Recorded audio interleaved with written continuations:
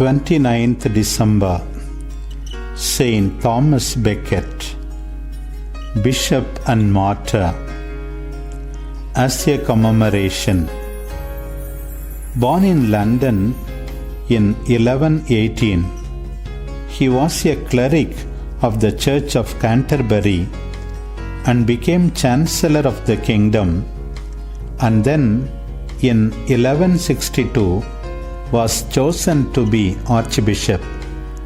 He strenuously defended the rights of the Church against King Henry II, and he was exiled to France for 6 years. On his return to his country, he again had to bear many trials, and finally, in 1170, he was murdered by the king's followers. A reading from the letters of Saint Thomas Becket. Only he who has fought the good fight receives the crown.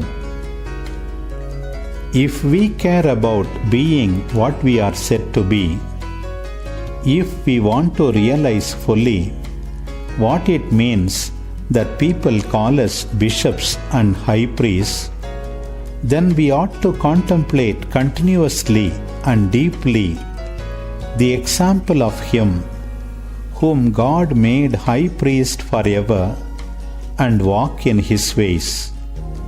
He offered himself to the Father for us on the altar of the cross. Now, from the high watchtower of heaven, he constantly looks down on the actions and secret thoughts of all men, someday to repay each of us according to our works. We have been appointed his representatives on earth. We have been granted that glorious title, the honor of that office. We now possess the temporal fruits of spiritual labor. We have succeeded the apostles and their colleagues in their position as heads of the churches. By our ministry, the kingdom of death and sin is to be destroyed, and Christ's building is to grow into a holy temple in the Lord, held together by faith and increasing holiness. There are, to be sure, a great many bishops. At our consecration, we promised to be continuously and increasingly zealous as teachers and pastors. We repeat the promise every day. Would to God our lives made our promises more credible. The harvest surely is great, and one or even a handful are not enough to reap it and store it in the Lord's barn. Still, who can doubt that the Church of Rome is the head of all the churches, the source of Catholic teaching? Who does not know that the keys of the kingdom of heaven were given to Peter?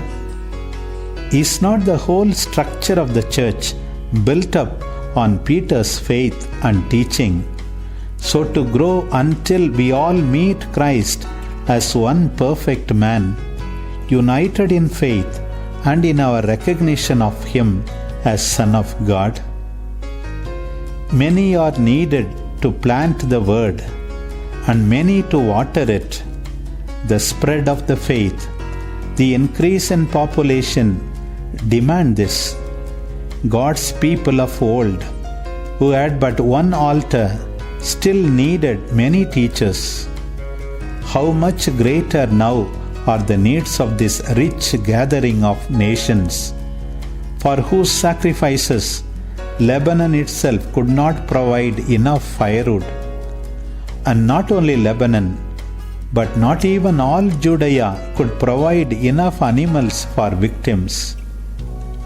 But whoever waters or plants, God gives no increase except to him who has planted in Peter's faith and who has assented to his teaching.